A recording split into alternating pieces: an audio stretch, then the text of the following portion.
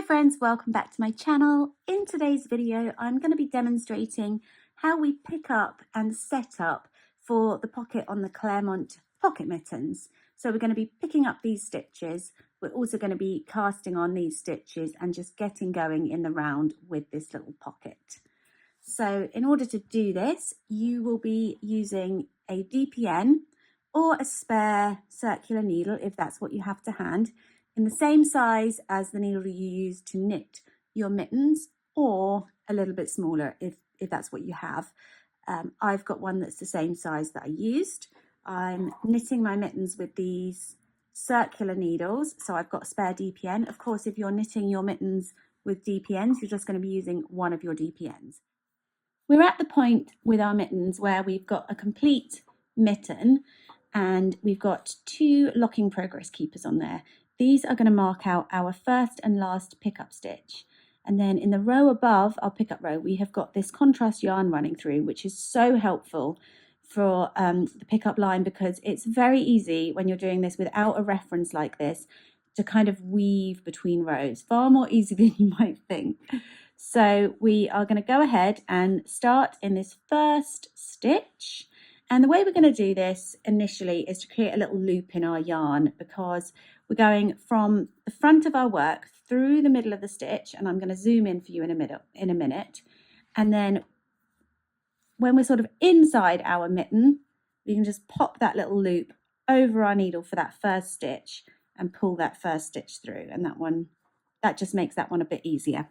Then from that point forward, we want to make sure that we are separating our tail from our main yarn. And then we're just going to work across through the middle of every stitch on that row. Zoom back in for you. So we're going in, and you can see it's in the V, and you can see the V in the stitch above. That's where that contrast yarn is. So we're going in here. We're going to wrap the yarn around the needle. It's much more awkward when you're doing this looking at a screen. And that's our second stitch. And then we're just going to do that all the way across the row, making sure we're going into the middle of those stitches.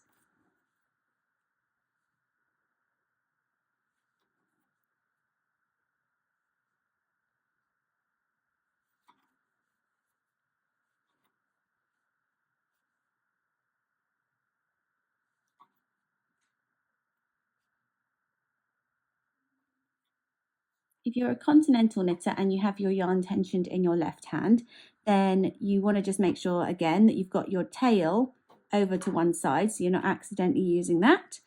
And you're just going to do exactly the same thing, going through from the front to back and then sort of picking that way.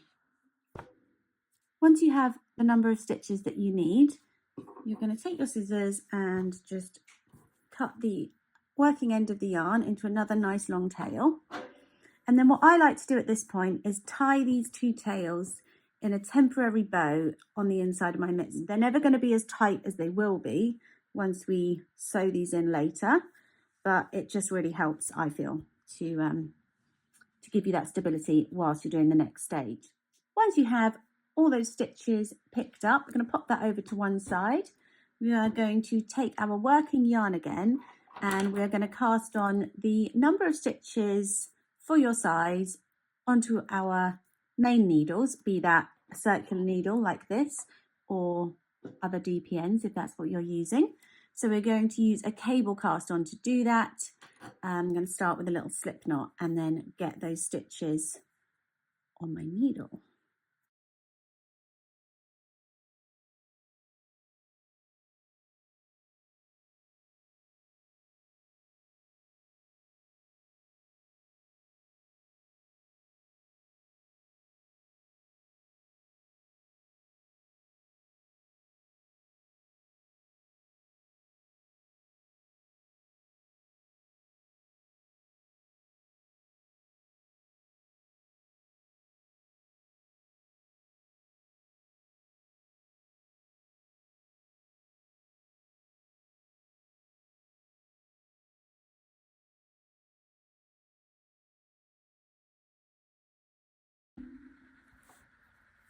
Once you have, you're going to turn like this, and we are going to work across our picked up stitches. So now would be a good time to remove these so they're not in our way.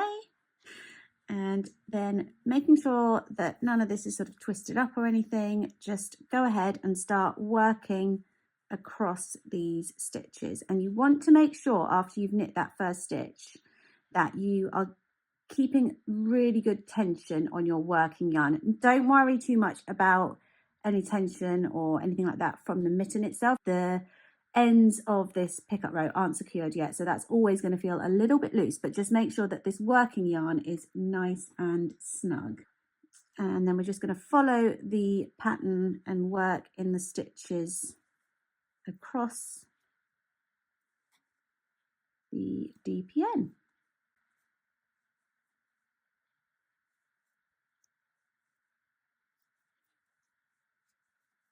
So you can see I'm kind of squishing my mitten like that. Just makes it a little bit easier to knit across those picked up stitches.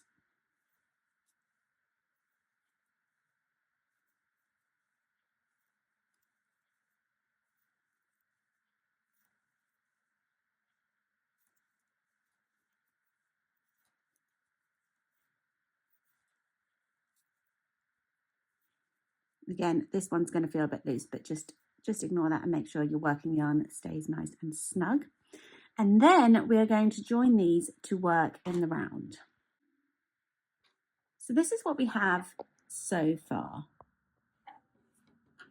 We have got our worked across stitches and our cable cast on. Now with a cable cast on, normally I would consider this to be the right side and the purl bumpy side to be the wrong side. However, for the sake of this pattern, it's the other way around. So this is actually the wrong side of our work, and this here is the wrong side of our work. And what we're going to do is we're going to join to work in the round with those facing one another.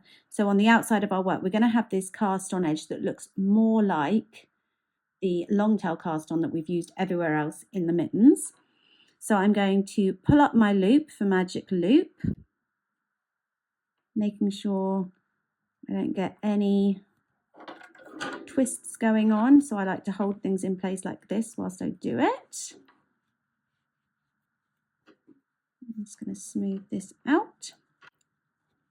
Line up my needles. I'm going to get the tail clearly out of the way so we don't end up knitting with that by accident. And with the first couple of stitches, I'm just making sure that my working yarn is being held nice and snug because I don't want there to be any sort of spare yarn at that first join.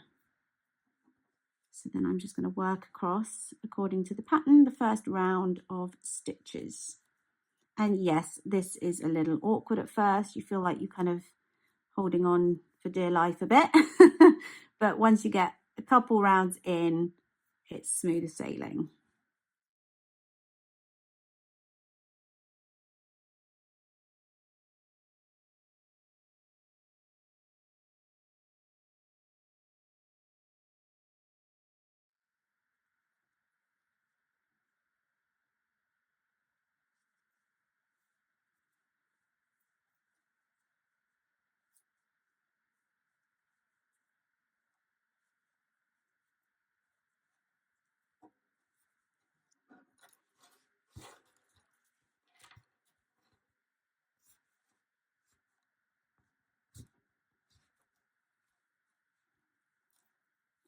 As you saw, those last couple of stitches on the cable cast on can look a little bit off, and you just have to like slowly work out which order they're actually in because they kind of stack sometimes. So just know that they're a little more awkward, but they are completely fine. You just have to take your time with them a little bit.